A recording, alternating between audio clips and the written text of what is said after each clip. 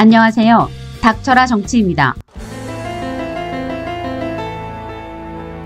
김만배 씨가 화천대유의 언론사 출신 인사들을 고문 등으로 영입한 뒤 고문료를 지급하며 언론인 관리를 한 정황이 드러나며 더불어민주당 이재명 대표를 향한 검찰의 수사가 멘붕에 빠진 듯한 상황입니다. 그러니까 중앙일간지에서 논설위원을 지낸 B씨는 연봉 1억 2천만 원의 화천대유의 고문 계약을 맺었고 민영 뉴스통신사의 부국장이었던 C씨는 연봉 3,600만 원의 화천대유 고문 계약을 맺으며 2021년 1월부터 8월까지 2,400만 원을 받았다는 소식들이 전해지며 국민들의 분노에 기름을 붓고 있습니다. 또한 화천대유의 대주주 김만배 씨 측과 9억 원을 거래한 것으로 알려진 한겨레신문 기자는 대장동 수사 당시 편집국 신문총괄, 그러니까 직제상으로 봤을 땐 부국장인 것으로 확인이 되며 법조계에서는 부정청탁 및 금품수수의 금지에 관한 법률뿐 아니라 배임수재 혐의의 적용 가능성도 있다며 논란이 이어지고 있습니다. 그러니까 지난 10일에 있었던 CBS 노컷뉴스의 취재를 종합해보면 한겨레신문의 간부 A씨는 화천대유의 대주주 김만배 씨 측으로부터 2019년부터 2020년까지 몇 차례에 걸쳐서 수표 9억 원 상당을 전달받았는데, 이에 대해 한겨레신문의 간부였던 A씨 측은 2019년 상반기에 아파트 분양에 당첨되었는데 정부의 규제로 대출이 막히자 친분이 있던 김만배 씨에게 9억 원 상당을 빌렸다고 주장하고 있는데요. 하지만 이 한겨레신문의 A 간부가 김만배 씨로부터 돈을 빌린 시점의 보직은 정치팀장이었는데, 게다가 2017년에 법조팀장을 했었던 A씨는 기자 출신이었던 김만배 씨와 타사의 법조팀장으로서 친분관계가 있었던 것으로 전해지고 있고, 그리고 2021년 초부터 사회부장을 맡았던 A씨는 같은 해 8월 말 편집국 신문총괄로 발령이 났고, 이 편집국 신문총괄은 직제상으로 봤을 땐 부국장이라는 지위이며, 그리고 한겨레 편집국 내에서는 총 4명의 부국장이 있는데 신문총괄이라는 직위는 지면의 배치를 담당하고 있는 직책이라는 것입니다. 이에 대해 한겨레 측에서는 지난 6일 편집국 간부가 김만배 씨에게 6억 원을 빌렸지만 현재 2억여 원을 변제한 상태이며 나머지도 갚겠다는 의사를 김만배 씨에게 전달했다고 회사에 밝혔다. 그가 대장동 개발 의혹과 관련해 보도 과정에 관여할 수 있는 위치에 있었다는 점에서 윤리강령과 취재보도준칙 위반 소지가 있어 직무에서 배제했다라고 밝혔습니다. 하지만 이후 A 간부는 김만배 씨로부터 3억을 더 전달받았다는 사실이 보도가 되자 3일 후인 9일 한겨레에 서면 소명 자료를 내고 김만배 씨로부터 총 9억 원을 빌렸다. 나머지 금액도 김만배 씨에게 갚으려고 했지만 김만배 씨가 구속되면서 연락할 길이 없었다. 출소 이후에 갚겠다는 의사를 전달했다고 밝힌 것으로 알려졌습니다. 이에 대해 법조계에서는 A씨에 대해 우선 청탁금지법 위반 적용 가능성을 높게 보고 있는데, 그러니까 청탁금지법 제8조 1항에 따르면 공직자 등은 직무 관련 여부 및 기부, 후원, 증여 등 그 명목의 관계가 없이 동일인으로부터 1회에 100만 원 또는 매 회계년도에 300만 원을 초과하는 금품 등을 받거나 요구 또는 약속해서는 안 된다. 이때 공직자에는 언론인도 포함이 된다는 것입니다.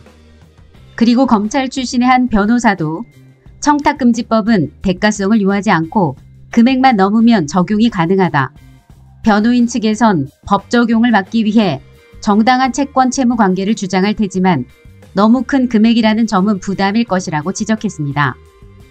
또한 검찰 출신의 한 변호인도 과거 방송사 PD가 돈을 받고 출연 편의를 봐주고 한 것도 모두 사법처리 대상이 되었다고 말하며 배임 수재 의율이 가능하다. 다만 그 대가성 여부를 면밀히 살펴봐야 할 것이고 그 부분이 관건이 될 것이다 라고 설명했습니다. 그리고 한겨레 측에서는 이렇게 논란이 일자 류익은 편집국장이 보직에서 사퇴한 데에 이어 김현대 한겨레 대표이사 사장 등 경영진도 조기 퇴진하기로 했다는 소식이 전해졌는데요. 참고로 김현대 한겨레 사장은 직원들에게 보낸 글을 통해 한겨레가 가장 소중하게 지켜온 신뢰가 한순간에 무너져 내리고 있다. 우리의 존재 이유가 근본적으로 부정당하고 있다. 한겨레를 대표하는 사람으로서 제가 가장 큰 책임을 져야 하고 제가 먼저 무릎 꿇고 반성해야 한다고 밝혔습니다. 한편 김만배 씨의 자금 흐름을 추적하고 있는 검찰은 김만배 씨가 한겨레 기자 A씨뿐만이 아니라 중앙일보와 한국일보 간부들에게도 각각 9천만 원과 1억 원을 전달한 것으로 파악하고 경위를 수사하고 있는 것으로 전해졌는데요. 하지만 이들은 모두 김만배 씨에게 돈을 빌려준 것을 받은 것이다. 아니면 김만배 씨에게 돈을 빌렸다라고 주장하고 있는 상황입니다.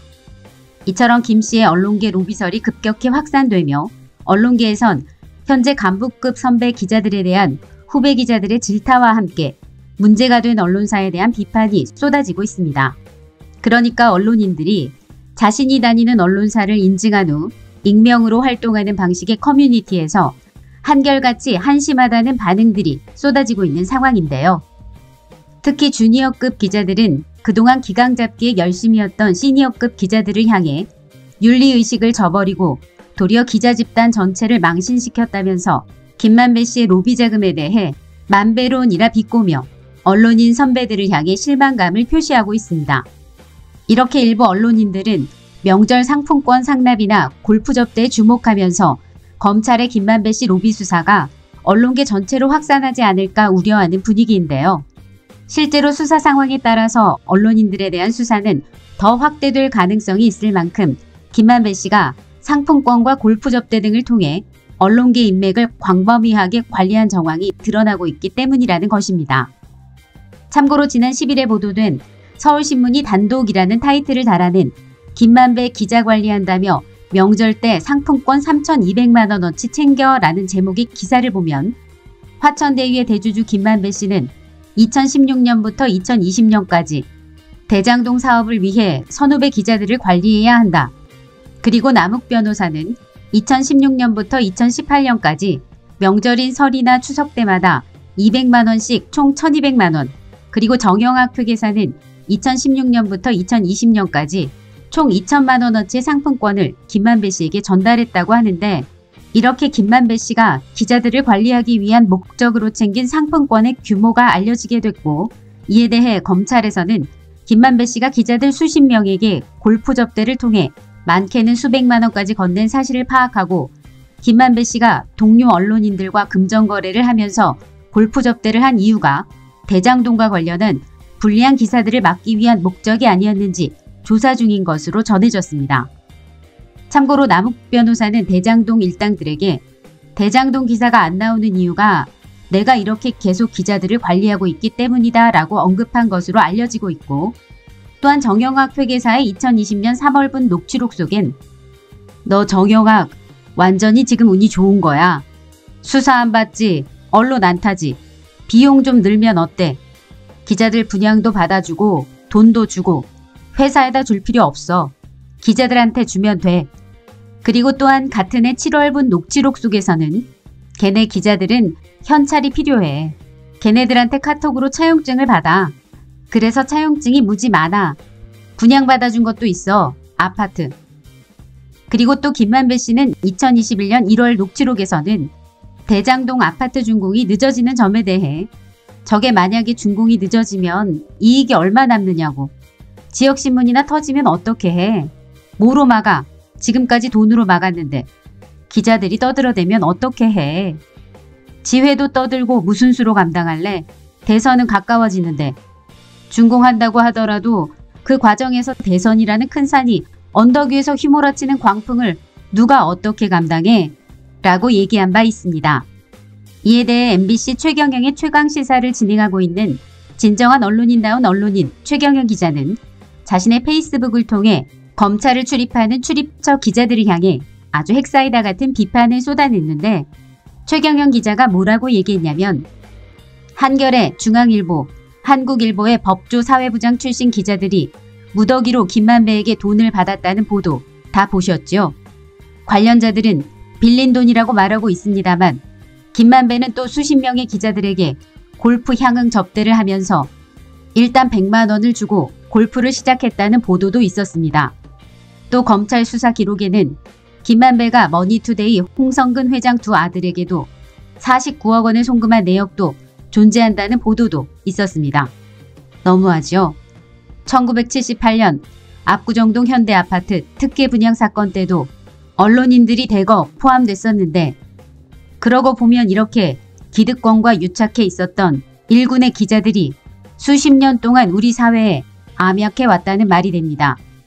온상이 어딜까요? 이들은 어디서 만났을까요? 한겨레, 한국일보, 중앙일보, 머니투데이 다 다른 언론사들인데 말입니다. 김만배는 한국일보 출신이고 머니투데이에서 20년 법조팀장을 했습니다. 돈 받았다는 새 기자들도 모두 법조 출입기자 출신들입니다. 이들이 출입처에서 만나 폐쇄적으로 정보를 독과점하고 사적 이익을 취하면서 언론 시장을 오염시키고 한국 민주주의에 해악을 끼친 건 아닌가 의심할 수밖에 없습니다. 검찰 수사도 필요하지만 출입처 제도의 폐지 또는 혁신도 절실합니다. 일부 출입처에 이권과 담합, 유착, 독과점의 요소를 걷어내야 합니다.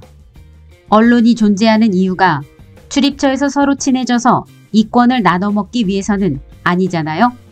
이렇게 최경영 기자는 아주 콕 집어 한국 민주주의에 해악을 끼치는 검찰 출입처 기자제도의 폐지를 강력 촉구했습니다.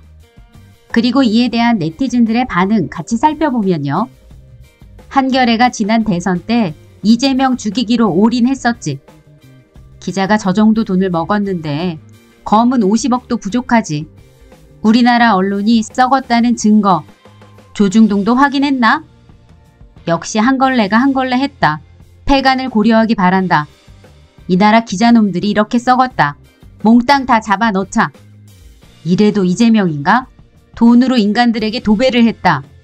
김만배가 누구에게 돈을 몰아주었나? 모르나? 무식한 댓글 부대들. 조선과 동아에 뭉칫돈 들어갔을 텐데. 이건 법상 명백한 뇌물죄다. 청탁법도 위반이고 그냥 넘어가면 나라 망한다. 기자들한테만 풀었겠냐? 검찰, 판사, 정관계에도 돈을 뿌렸을 것이다. 기레기야 푼돈이지만 검사, 판사, 정치인들에게 준 돈은 엄청날 듯. 문제는 드러난 50억 클럽 수사도 안 하는 검새들. 누가 나오겠냐? 다 아는 무속신앙인. 기레기들이 그래서 돈 받은 국힘과 검찰들과 한배 타서 주구장창 이재명만 깠냐? 검찰은 돈 받은 액수가 어마어마하겠네. 이렇게 인터넷 네티즌들도 김만배 씨의 로비를 받은 사실이 하나둘씩 드러나는 언론계의 현실과 검찰의 엉터리 수사에 대해 탄식을 쏟아내고 있습니다.